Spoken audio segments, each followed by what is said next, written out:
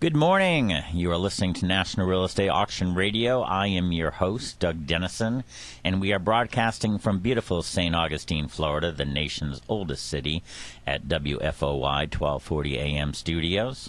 Through the power of the Internet, this program is being streamed worldwide on 1240news.com. The show will be also archived on RowellAuctions.com, as they are the host of this program. Additionally, the show will be posted on YouTube.com. Past auctions, upcoming auctions, different real estate markets across the country. We've got a lot of topics today. The big topic in what has been getting some steam and rolling downhill, getting some steam, is the auction bill. What is the auction bill? Well, let me read you something that was about a month ago. It said, GOP senator to propose auction of federal properties to pay down deficit. This was by Josiah Ryan. He's one of the reporters in Washington, D.C. He works with thehill.com. And this is what the article says. Senator Scott Brown, Republican from Massachusetts, plans to propose legislation that would order the auction of up to 45,000 unused and underused government properties in order to raise funds to reduce the nation's deficit, the Boston Herald reported on Thursday. This was on August 4th. Brown said he expects his legislation could raise up to $15 billion towards deficit reduction while streamlining the management of federal assets. This is a tremendous amount of surplus property, Brown said. We could save over $15 billion. That's real money. We'd be converting underutilized real estate into reductions in the federal deficit. The legislation would appoint a 7-person commission to select properties and organize the sale. According to a description of the legislation released by Brown's office, the chairman of that commission would require confirmation by the Senate.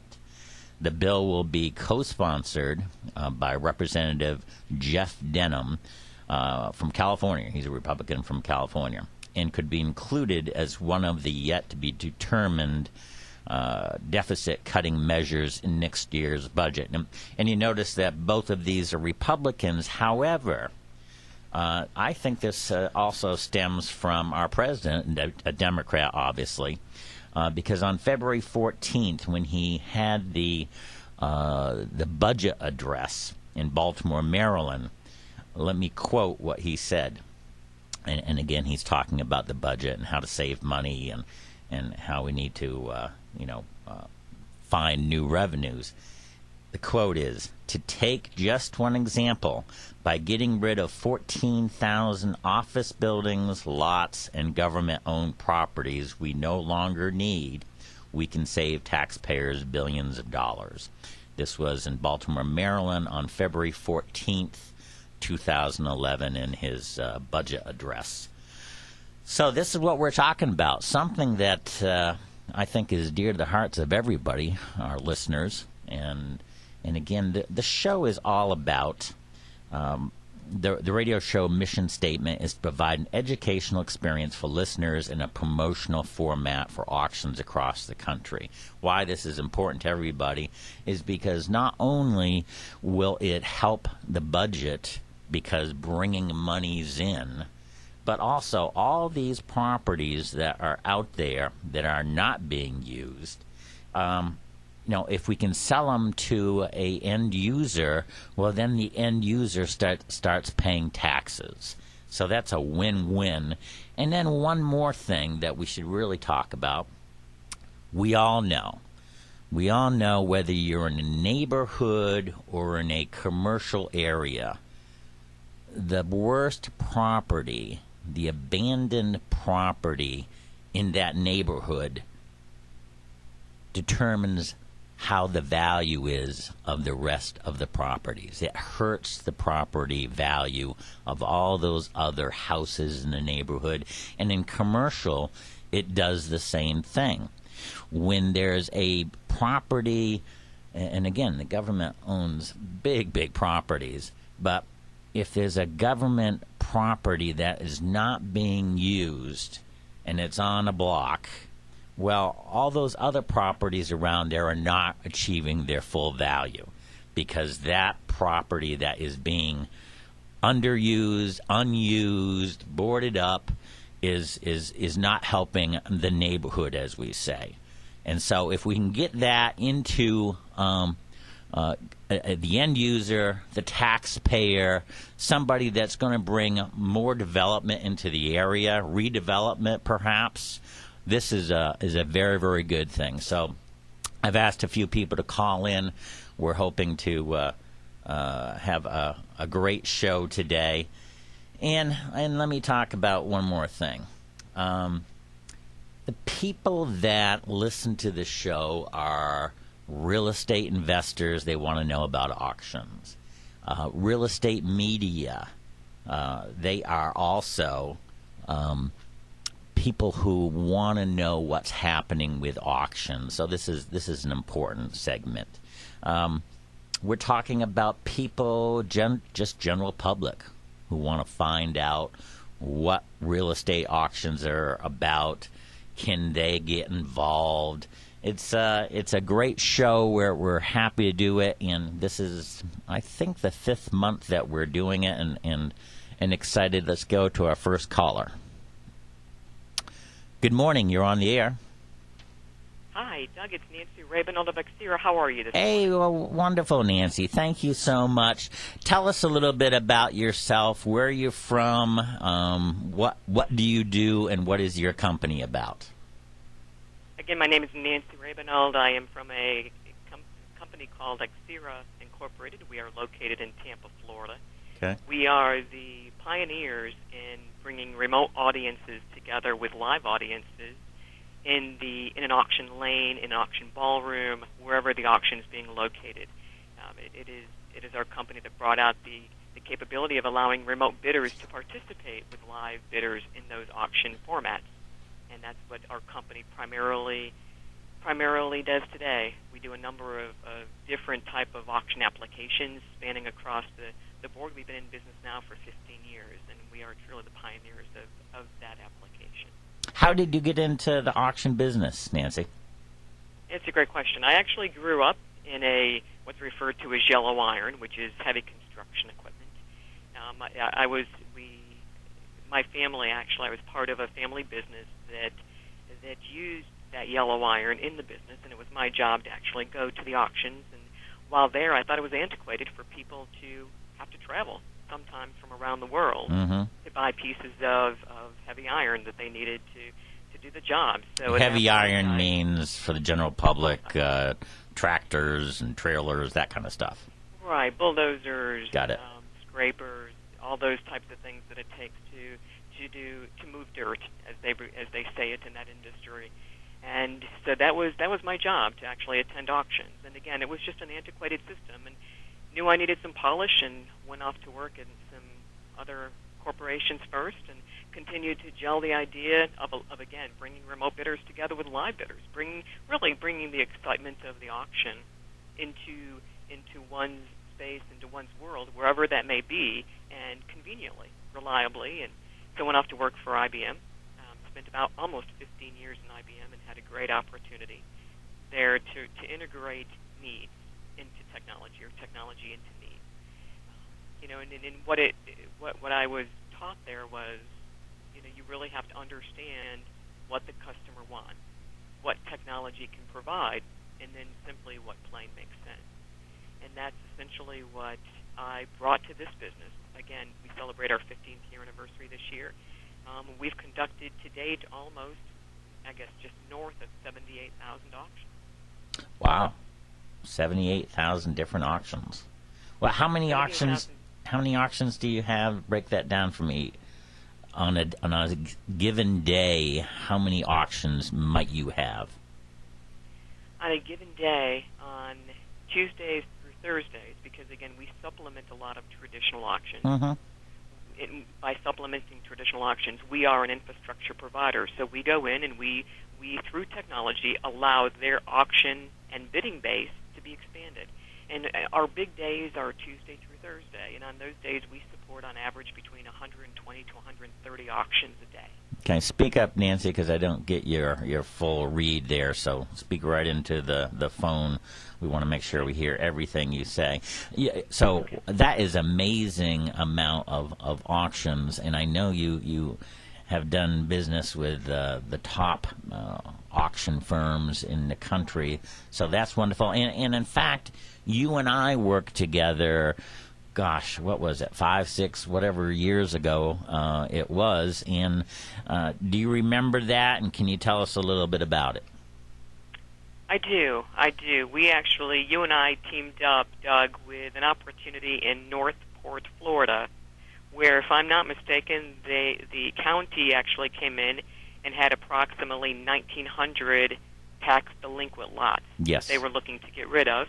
And at the time, they were seriously looking at a private treaty sale that came in with an offer of about $12 million.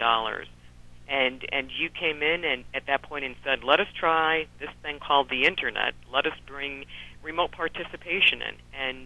And you all did a phenomenal job, not only characterizing to the audiences, both the consignor, in this case Northport, as well as the bidders, that comfort that they had the information they needed. Again, they were able to access it online. They were able to call you, travel to the site. Again, they were provided the information they needed. And we provided them with the capability to bid online wherever they were in the world.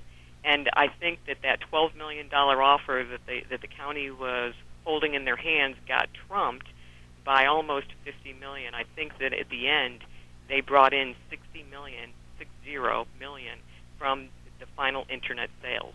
So I think that was a phenomenal success. And I think it proved early on what a lot of my customers around the world are experiencing today. It is just a phenomenon when you take a good auction company, one that has a reputation of being straightforward and really doing business in a way that people feel comfortable with. They know that they can rely upon that auction house to provide them with the right information. And indeed, by expanding the bidding base, you now can use an Internet application, allow it to become a force multiplier, and bring brand protection to the Internet psychology of selling online. Well, and that, to me, was just a huge almost vision of things to come. It was a great success. I was kind of a skeptic in the beginning. They had this 1,900, 2,000 properties, and this was a joint venture with Sarasota County in Florida and the city of Northport. And they said, well, we want to make sure that the neighbor has a chance to bid on the property that's right next to them. And so what we want you to do is come up with a auction plan where you're going to do it by internet, and then whatever is not sold we would do by a regular ballroom auction.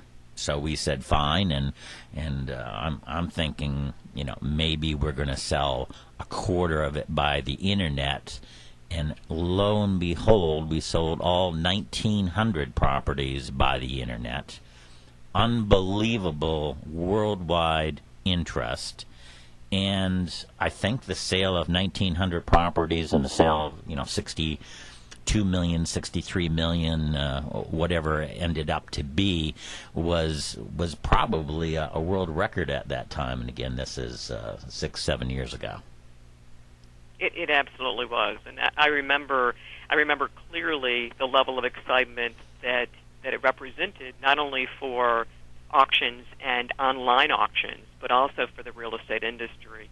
To follow that up, it's very interesting. Yesterday I had a discussion with a large customer of Xero's located in Turkey, and they were flabbergasted, just really taken aback with the almost immediate success that they have realized with their real estate venture in Turkey. I heard the same thing from my customer in the Netherlands just a couple of months ago. Again, it's really the uptick of opportunity that's associated with, again, that force multiplier, that chance to go online wherever you are in the world and to bid on a piece of property, knowing and feeling comfortable that the representation is is what it should be. The auction house is very reputable, and now you have the flexibility of bidding. And again, I think that the Northport opportunity was just a huge insight into what was to come. Well, Nancy, thank you so much for calling again. As you know, we're talking about the auction bill that Senator Brown is proposing, along with Congressman Denham from California, Senator Brown from Massachusetts. Give us your contact information, website. How can people get a hold of you? I appreciate it, Doug. We can be reached at, if you're speaking real estate specifically, our real estate department can be reached at area code 813-246-3556. I would welcome the opportunity to speak to anybody personally. My direct number is 813-246-3541. You can reach us online at www.xcira, which is xcira.com. Great. Nancy, thank you so much for calling in. You have a wonderful weekend. Doug, it's been my pleasure. Thank you for your time. Bye-bye now. Okay, that was a nice call from Nancy Rubinold, CEO of Xcira, Tampa, Florida. We've got another caller. Good morning. You're on the air. Thank you, Doug. Jerry Day here. Hey, Jerry. How are you doing, sir? Doing just fine. Well, wonderful. Tell us where you're from and what do you do? Well, I'm from Moultrie, Georgia, and I'm the National Sales Manager for Rowell Auctions. And how did you get into auctions?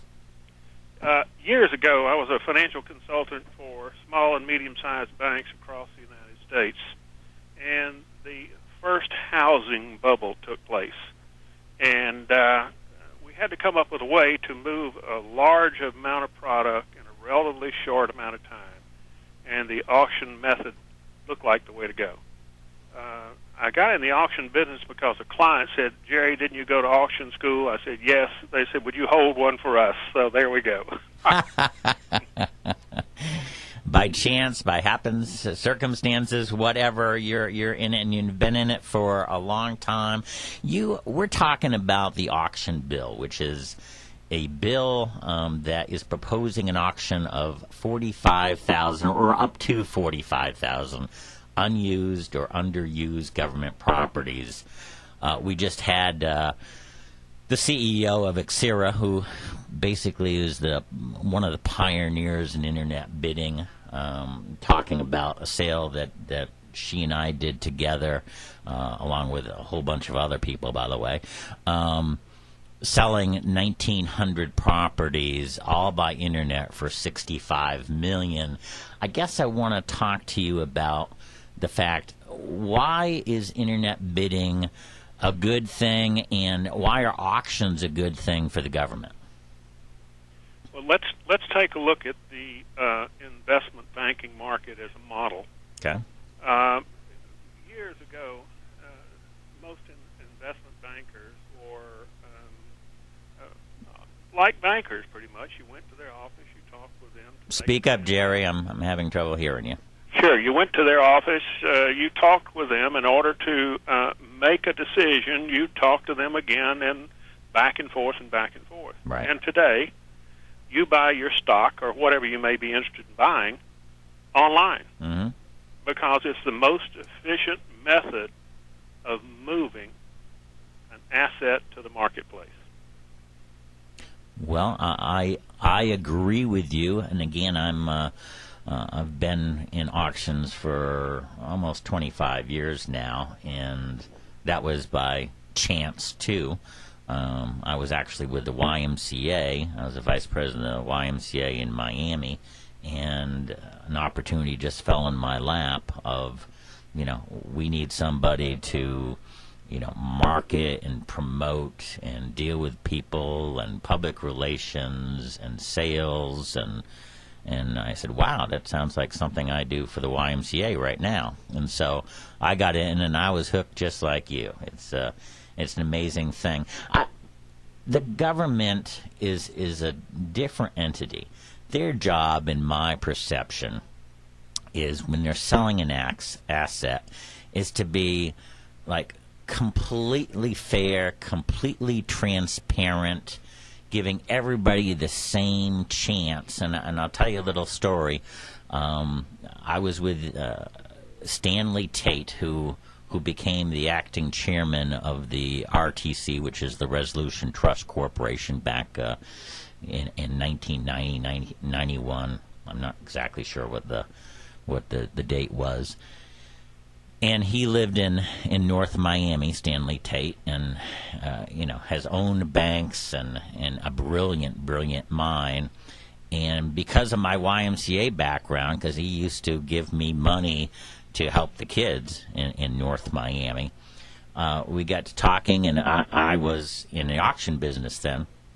And he had this property that it was a bank building.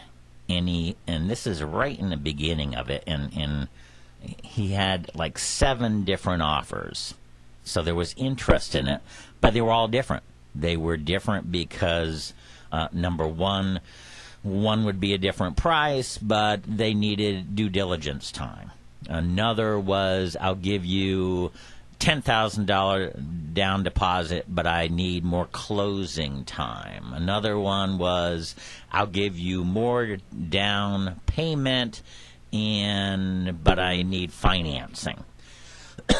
So one of the beauties of an auction is that everybody plays on the same playing field, and it's completely transparent, which is exactly what the government wants. And I know through your experience at government auctions, the government wants data, they want information, they want to know that people had the chance to bid. And so when somebody is the highest bidder, there's no coming back by another buyer and saying, hey, I would have paid more from that.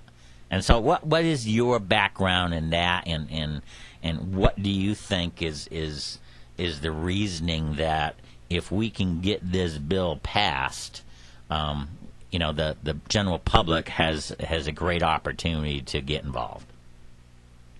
Well, I think, first of all, in my experience, the information that you just put forward about transparency is extremely important to the government. The audit trails that are put forth by virtue of an online bidding system are the very best that you can possibly have. Every motion, every stroke, every bid, every registration is all a part of the public record of that event. So it has a tendency to sanitize in the public's mind, legislators' mind, that the event is worthwhile and held above board. Well, I agree completely, obviously, and I think that's a wonderful thing. You're from RAL Auctions. What kind of auctions are coming up? What kind of auctions do you do? Well, we do a number of different kinds of sales. There's really not too much of a limit. As you know, we have an auction coming up in Wells, Maine in the very near future, which is a Sleepy Town Motel and Cottages.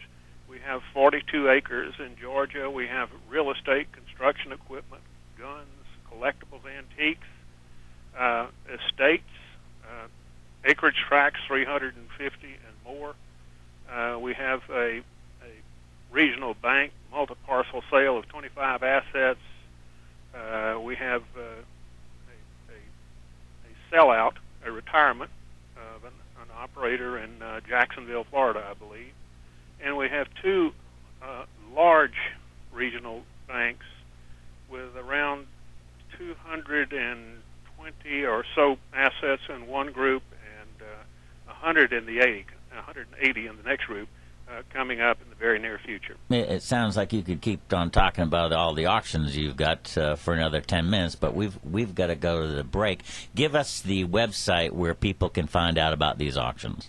Sure, they can go to www.ROWELL, R-O-W-E-L-L, auctions, ROWELLauctions.com. And is there a telephone number people can call you guys at, too? Absolutely, 800-323-8388. Very good. Hey, thank you so much, and I will appreciate the fact that on a Friday you took time out to give the National Real Estate Auction Radio Show a call. I appreciate it. Thanks. Glad to do it, Doug. Bye-bye now. Bye.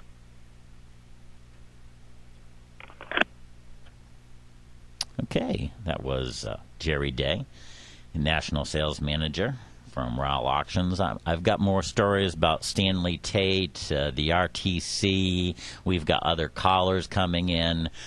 Fascinating stuff about the auction bill and the two congressmen that have put it together with so much endorsement. Let's go to a break.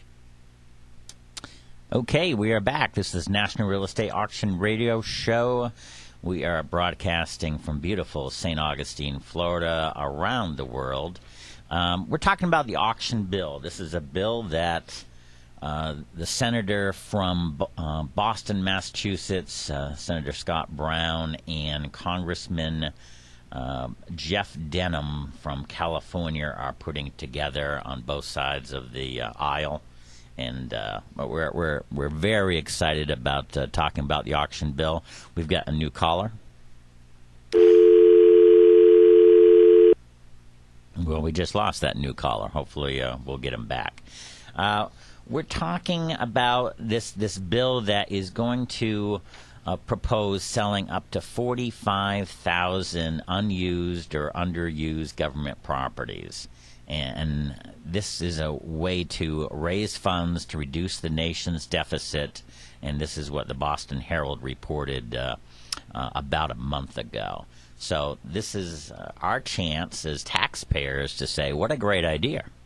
Let's talk to our congressmen and our senators and our representatives and say, yeah, if there's unused properties out there and we can sell them and make them into properties that taxpayers actually pay taxes for, this is a wonderful thing. We've got the caller again. Good morning. You're on the air. Hi, Doug. Bob Pliska. Hey, Bob. How are you doing, sir? Good. How are you? Good. Tell us where you're from and who are you with? I'm from Michigan Market, the Detroit area, and I'm with a firm called Sperry Van Ness. Well, that is a commercial real estate firm, is that correct? Yeah, we commercial real estate, buy and sell, lease, finance commercial real estate properties. We are talking today about an auction bill that is proposing to sell up to 45,000 underused, unused government properties in order to raise funds to reduce the nation's deficit. And you and I worked in Michigan a few years ago. It wasn't on a federal level, but it was on a state level. Can you tell us a little bit about that? Yes, this was for the state of Michigan. It happened to be one of the largest auction for the state of Michigan and continues to be so. Mm-hmm. It was 414 acres in a city called Northfield Township, which is a western suburb of Detroit. And there were the state of Michigan had made 4 attempts to sell this the traditional way of putting it on the market and then getting a buyer and then trying to close on it. And after 4 failed attempts, they decided to do an auction, and we bid on the opportunity to do that auction and competed against 9 other firms and was able to be the winning group to do the auction. Well, it was great to work with you. I want to talk a little bit about how brokers reach out to auction companies and get paid and in a variety of ways. And why would you reach out to an auction firm? Well, there's several reasons. Obviously, they have auctions are a different way of selling a property, Mm-hmm. and they provides better control to the seller because they can do it in a 90-day period, and in 90 days, the broker can theoretically get paid, Mm-hmm. assuming everything proceeds according to oil, which many times and most times it does. Well, that's true. The broker in your frame is you knew about a property, you cooperated with an auction firm. It was an outstanding success. How much was the total price? Well, we actually sold the property for $31.5 million. $31.5 million. Okay. Which was great, and so as a result, the broker was able to get paid substantially on that particular auction. auction. Okay. So not only you as a broker who worked with the auction firm on that side got paid, but also a broker represented the buyer and also got paid. And this is one of the wonderful things that happens with auctions. Real estate community gets paid, and it's a quicker sale, and it's available to everybody getting a buyer, and so that's it's why real estate brokers are anxious. And during the RTC days, we had thousands and thousands of brokers who made a great deal of money by representing buyers and also representing the auction firm when we needed a reputable firm to help us sell properties in a different area. So I am thrilled that, number one, you called in. Number two, that we still hold the record for the largest sale of an auction in the state of Michigan. And I think, Bob, that this auction bill might be a stimulus for states and counties and cities to say, okay, if the government is going to say, you know what, we've got 45,000 unused properties and we're going to sell them because it's a good thing to do to raise money for the budget, and everybody's budget hurts. Everybody's budget hurts. And then to put it in taxpayers' hands when the new owner comes and they start paying taxes, that's a great thing. So I'm hoping that, number one, this bill gets passed, and number two, states like the state of Michigan and other states and counties and cities say, you know what, we've got the property over there. It's underused, it's unused, it's depreciating every day. And maybe you can talk about that a little bit. When you have an asset, don't you have to maintain it? Doesn't it cost money to maintain? And doesn't it, if there's a bad property in a commercial area, doesn't that affect the rest of the area, Bob? Yes, and again, that's one of the reasons why the state of Michigan kind of forced this auction because they were paying over $500,000 per year in maintenance and security costs on this particular property. And because of that, the state was kind of pretty much under the gun and says, well, let's sell this thing or get rid of it. Otherwise, we're going to have to pay $500,000 a year, which is coming out of taxpayer money. So, in addition to the fact that once we did sell it, a developer purchased the property, of which created an opportunity for probably 8,500 construction and jobs in order to do an $800 million development. So you've got a lot of things playing here, i.e. the operating costs which the state had in order to maintain the property, which typically would go away once you sell it. Mm-hmm. And then two is the redevelopment opportunities for creation of new jobs to develop the property and create additional investment and brighten up the area, which was the property was deteriorating. Well, I could have not said that better myself. That was excellent. It costs money to have an asset, and again, the state of Michigan property was a former hospital. What kind of hospital was it? It was former psychiatric hospital site. Okay. Because of the changes of laws in the state regarding psychiatric situations. Instead of using hospitals, they would put them into homes. Yep. So it became an unutilized site. And I wonder how many other states around this country have that same type of property. Yeah, that's a good question. I would assume quite a few states would have that same type of issue. And this was a property that had some issues, and so it was on your behalf to try to figure them out for the new potential buyer, and they had lots of stuff. They had environmental issues and leases and all kinds of stuff. So you were unbelievably very helpful in that process. Bob, give us your telephone number and your contact information so that people can contact you. Okay, my name is Robert Pliska, Pliska. The firm is Sperry Van Ness. I'm in the Detroit office, which is in Birmingham, Michigan. My phone number is 248-433-1400, and the email is robert.pliska, Pliska, at svn, that's Sally Victor Nancy, svn.com. Well, Bob, thank you so much for calling in on this Friday. Go out and get some more auctions, and appreciate working with you in the past for that $31 million deal for the state of Michigan. Hopefully people are listening that say, hey, if the federal government and the states and the counties and the cities could get rid of their unused properties, put it in the hands of the taxpayers, that's going to be a win-win. Sure thing. And again, Doug, I appreciate the opportunity to talk about this again, and it was great working with you while we were doing the auction. All right, Bob. You take care. Have a great Friday and a great weekend. Okay. Thank you, Doug. You bet. Bye-bye. Bye. Okay, that was Bob Pliska, and he's a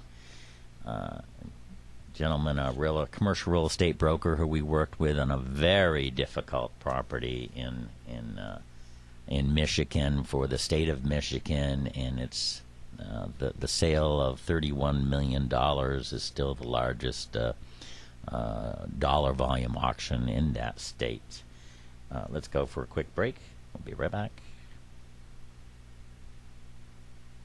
MarkNet Alliance is a national, membership-based network of 41 auction companies. Our companies are successful auction professionals with proven track records and thriving businesses. The MarkNet companies have a staff of over 540 employees who are working hard every day to meet the goals of their clients during our ever-changing economy. MarkNet companies are able to achieve these goals through cutting-edge technologies and ever-growing investor pools. To view the hundreds of auctions currently being conducted, or for more information, visit marknetalliance.com. All right, we're back. This is National Real Estate Auction Radio Show. We broadcast every Friday from 10 to 11, and we do it from the beautiful area of St. Augustine, Florida, and we, of course, stream worldwide. I was talking about Stanley Tate in the RTC a little earlier, and I want to finish that story. Again, Stanley Tate had just taken over the reins for the RTC, Resolution Trust Corporation. This is approximately 20 years ago when savings and loans were closed down and thousands of properties were available. And this was in the very, very beginning, and I knew Stanley from my YMCA days. And we got together. I was in the auction business then, and he said, tell me about this auction possibility.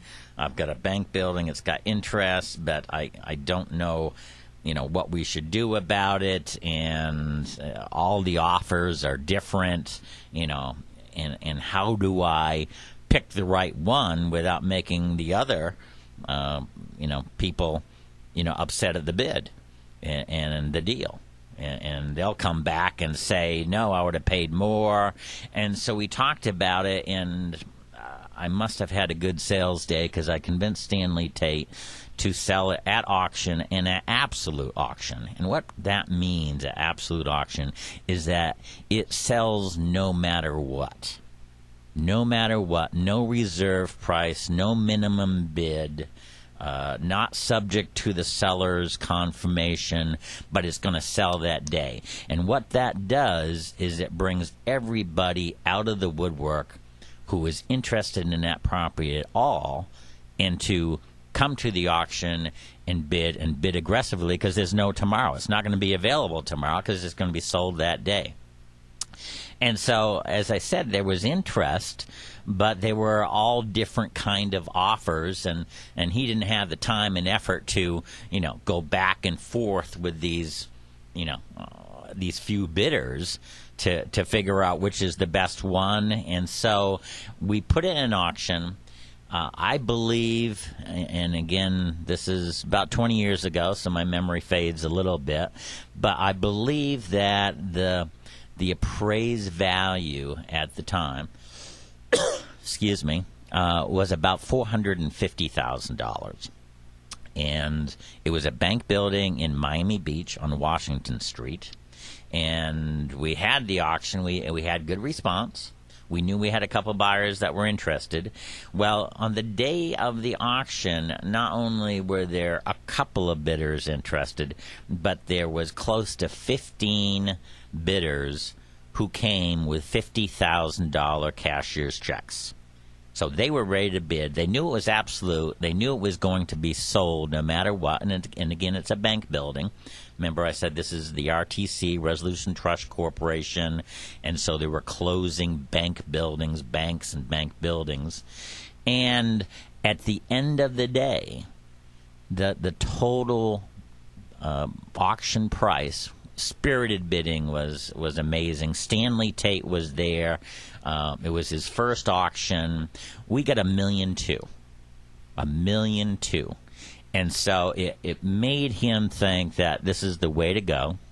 And because of that, I believe he started more auctions. He started more absolute auctions. He was a pioneer in this, even though he didn't know a whole bunch of auctions before that particular auction, and is a steadfast proponent of auctions. In fact, he's been on this real estate radio show, National Auction Real Estate Auction Radio Show, twice to talk about that particular auction. So absolute auctions work. It was for the government, so it was transparent. We advertised it well. You no longer, the government didn't have to figure out, okay, we're going to take this bid, this offer, even though it's a little bit less than this one, because there's no due diligence time. In an auction, you do your due diligence prior to the sale. So there's no due diligence afterwards. And when I say due diligence, for the general public, what that means is you need to do your homework about the property before the auction, not after. Sometimes in the regular commercial field, what happens is they'll make an offer for a property but want a month or two to do more due diligence, which is homework. Finding out about the environmental, finding out more about the zoning, finding out what they can do with the property.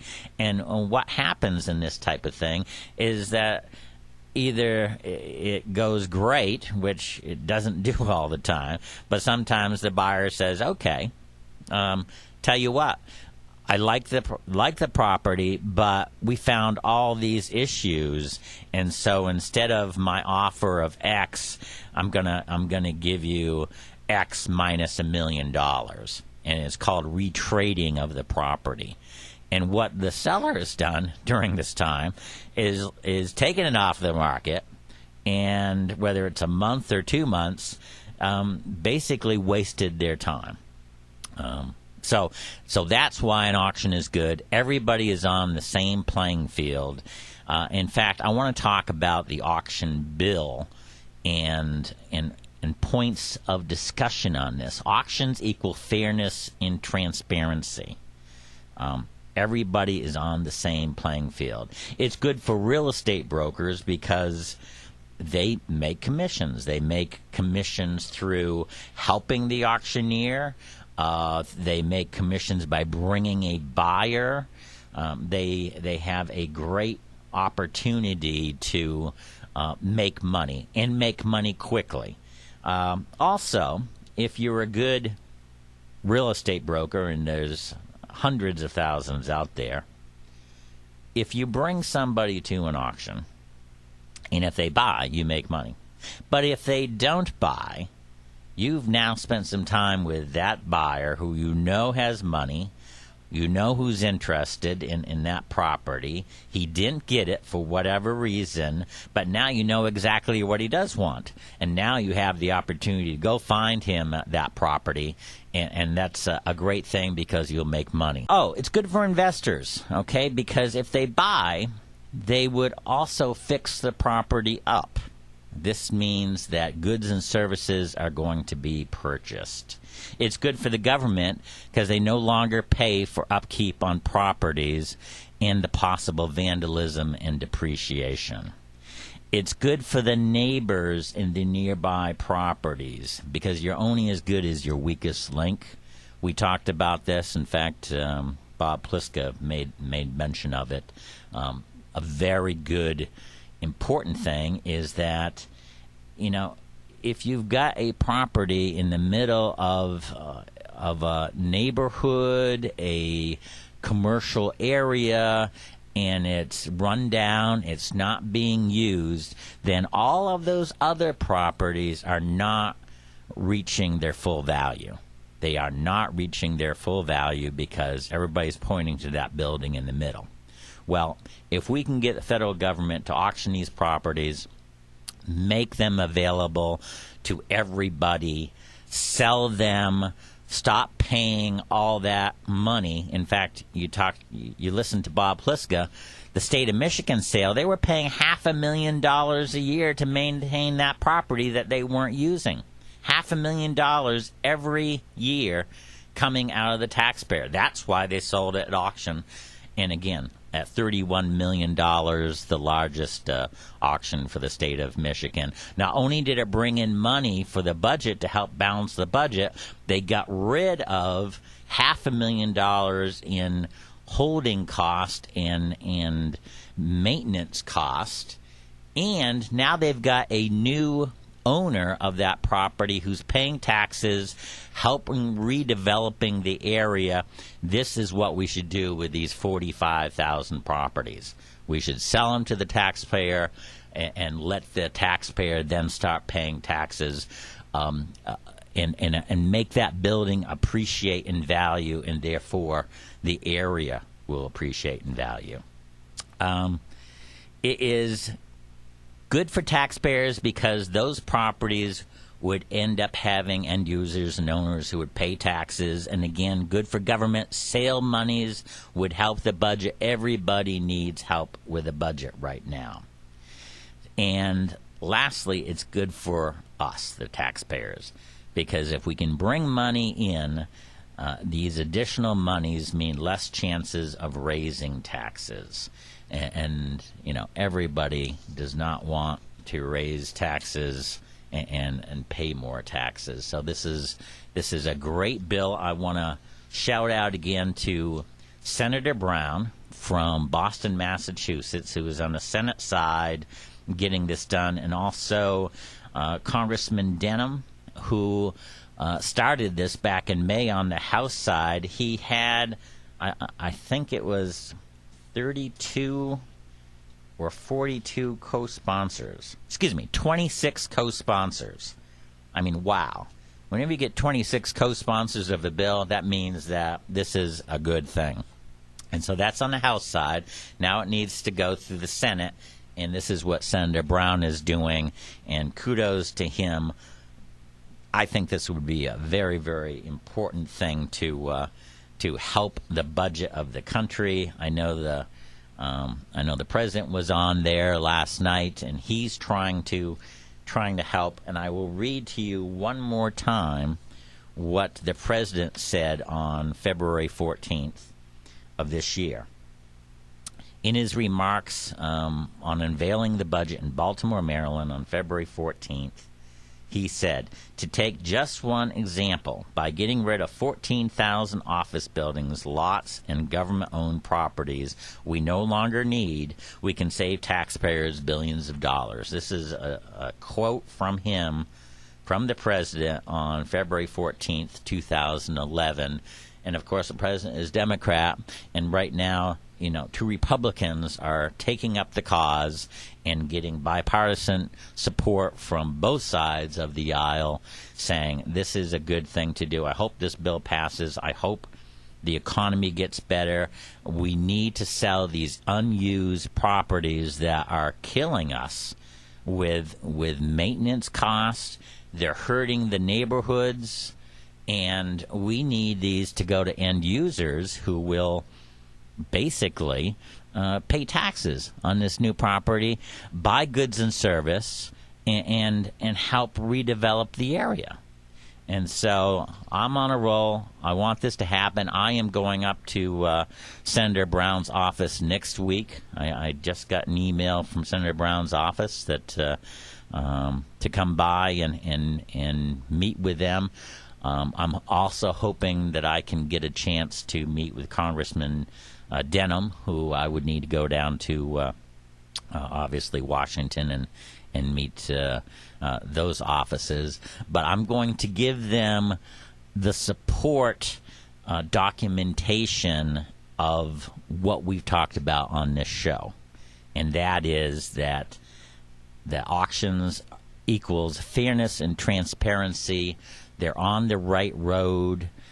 Make it available to everybody. Put it on the same playing field.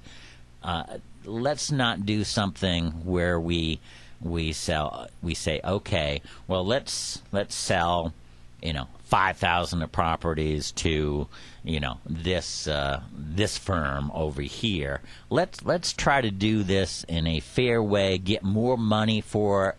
Let's not warehouse them out. Let's sell them individually by auction. Let people who are in the neighboring areas bid on them. Let's not have one of these things. Let's give it to a large financial company who is just basically going to dole them out and make millions and billions and all that kind of good stuff. So that's what we'd like to do. Again, great job, Senator Brown and Congressman Denham. We'll be back next week.